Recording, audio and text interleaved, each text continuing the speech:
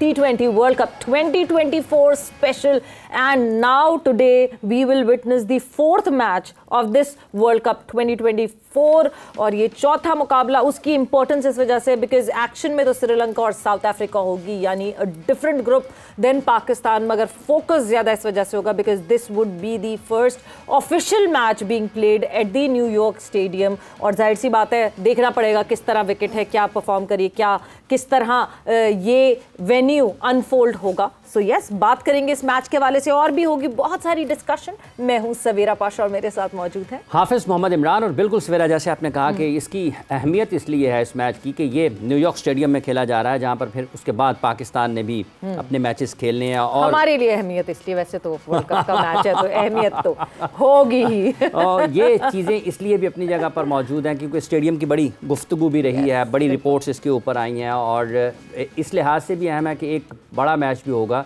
दो नुमाया टीमें आमने सामने क्रिकेट वर्ल्ड कप को लेकर आ रही हैं, तो इस मैच के हवाले से भी गुफ्तगू रहनी है। फिर साथ ही साथ कुछ चीज़ें जो कि हम 1 बजे नहीं उनके ऊपर तफसील में जा पाए थे पाकिस्तान क्रिकेट के हवाले से, वो भी यकीनी तौर पर ये एक टी के बाद आखिरी सेशन होता है। अगर आप टेस्ट मैच की बात करते हैं तो उस सेशन में बड़ी अहमियत भी होती है, तो ये सारी चीज़ें ज़ेरे बहस ज़रूर आएंगी। बिल्कुल, और जिस तरह हाफिज़ ने कहा कि 2 बड़ी टीमें इन एक्शन होंगी, तो हम गुफ्तगू का आगाज़ करेंगे। जोर का जोड़ के फैमिली मेंबर को हम इंट्रोड्यूस करेंगे। मोहम्मद वसीम हमारे साथ मौजूद हैं। Welcome back Wasim. Thank you sir. So Hafeez ने कहा कि 2 बड़ी टीमें एक दूसरे के आमने सामने होंगी, बट यस नाम की बड़ी हैं, बट अभी काम रिसेंटली देखें तो काम कोई बड़े नहीं किए। पर आप श्रीलंका की बात कर लें, आप साउथ अफ्रीका की बात कर लें, ये वही साउथ अफ्रीका है जो कि क्लीन स्वीप होकर आ रही है वेस्ट इंडीज़ से। और वेस्ट इंडीज़ को हमने देख लिया कल के वेस्ट इंडीज़ कितने पानी में, जिसको PNG ने जो है वो चैलेंज किया है। So this south African team, क्या ये उसी तरह उस पाई की क्रिकेट हमें खेलती हुई दिखेगी? What do you expect? देखिए, इसमें एक तो कोई भी इवेंट जब स्टार्ट होता है तो आपकी छोटी सी करंट जो फॉर्म टीम की चल रही है, रिजल्ट्स वो एट टाइम्स इतना मैटर नहीं करते, क्योंकि बाज़ टीमें होती हैं कोई एक्सपेरिमेंट कर रही होती हैं, कोई अपनी बेंच स्ट्रेंथ है उसको वो ट्राई कर रहे होते हैं। तो इवेंट जब स्टार्ट होता है तो ऑब्वियसली आप एक वो फ्रेश स्टार्ट होता है सारी टीमों के लिए, और बड़े इवेंट के अंदर उनकी परफॉर्मेंसेस अगर हम पास्ट में देखें वो ज़्यादा मैटर करती है। कि पिछले वर्ल्ड कप में ये कहाँ इन्होंने फिनिश किया था, कैसे उन्होंने खेला था, और South Africa we all know कि बड़े इवेंट वो एक हद तक तो बहुत अच्छा खेलते हैं, उससे आगे नहीं जा पाते, लेकिन आप उनको एक मेन टीम के तौर पे ही देखते हैं, कभी भी आप कर जाते हैं प्रेशर। हाँ, तो वो ग्रुप स्टेज के ऊपर और वहाँ पे तो वो अच्छी क्रिकेट खेलते हैं, they have all the resources. इसी तरह श्रीलंका का भी यही है। आप वो कंडीशंस को देखते हुए श्रीलंका को ज़्यादा अहमियत मिल रही है, क्योंकि अगर पिचेस इसी तरह की होती हैं, जो भी ट्रेंड हमने देखा है कि टर्निंग पिचेस हैं, उनके बैट्समैन अगर हम देखते हैं they are very comfortable against spin, उनके पास क्वालिटी स्पिनर्स भी मौजूद हैं। तो आई थिंक आज के मैच की जो अहमियत तो इन दोनों टीमों के लिए तो है ही है, लेकिन ज़्यादा फोकस पाकिस्तान इंडिया जिसने खेलना है ना यहाँ पे, उनका इस मैच के ऊपर फोकस होगा। ऑब्वियसली कि लॉट ऑफ इन्फॉर्मेशन, और ये एक अच्छी चीज़ है पाकिस्तान के लिए कि यहाँ पे कम से कम एक मैच तो पहले हो रहा है, कि एक मैच हो जाएगा, फिर इंडिया और आयरलैंड का भी मैच हो जाएगा, तो आपके पास वो कुछ इन्फॉर्मेशन आ जाएगी। तो ये सबसे टफ इन 2 टीमों के लिए कि दे डोंट नो अंदर जाके क्या होना है, क्योंकि पिछला जो मैच हमने देखा था वार्म अप मैच शायद इधर जो हुआ था, अब वो पिच वही यूज़ होगी या उसके साथ वाली होगी। मोस्ट लाइकली कि वार्म अप में आपकी मेन पिचेज यूज़ नहीं होती हैं, वो आपने रिजर्व की होती है।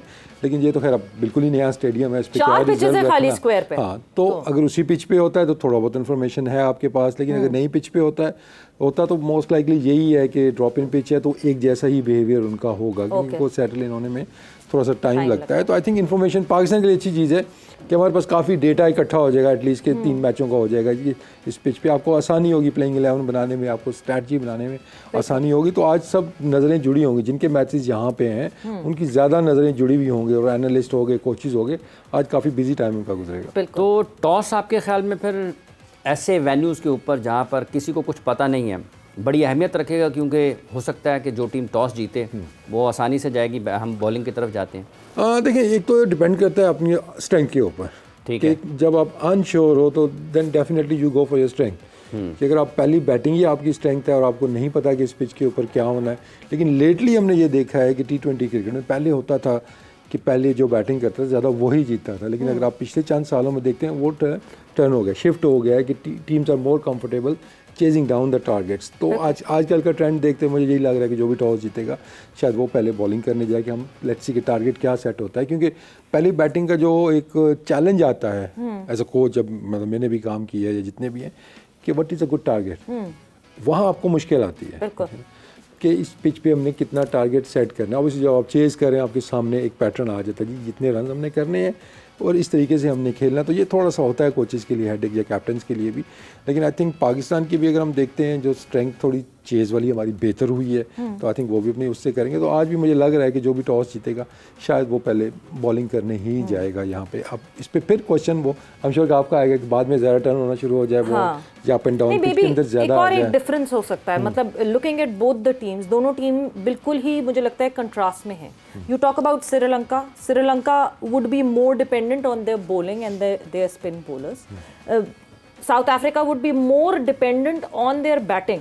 और क्योंकि हमने न्यूयॉर्क में मैच ये देखा था इंडिया बांग्लादेश का कि एरियल शॉट्स पे ज़्यादा डिपेंड करने पड़ेगा in comparison to the ground shots, क्योंकि हम बार बार बात कर रहे हैं आउटफील्ड का बहुत बुरा हाल था। अब उन्होंने 3-4 दिन में उस आउटफील्ड के साथ कुछ किया होगा, क्या किया होगा, शायद घास छोटी करके कोई फ़र्क हो, बट पता नहीं क्या डिफरेंस होगा, वो तो पता चलेगा जैसे वेन्यू अनफोल्ड होगा।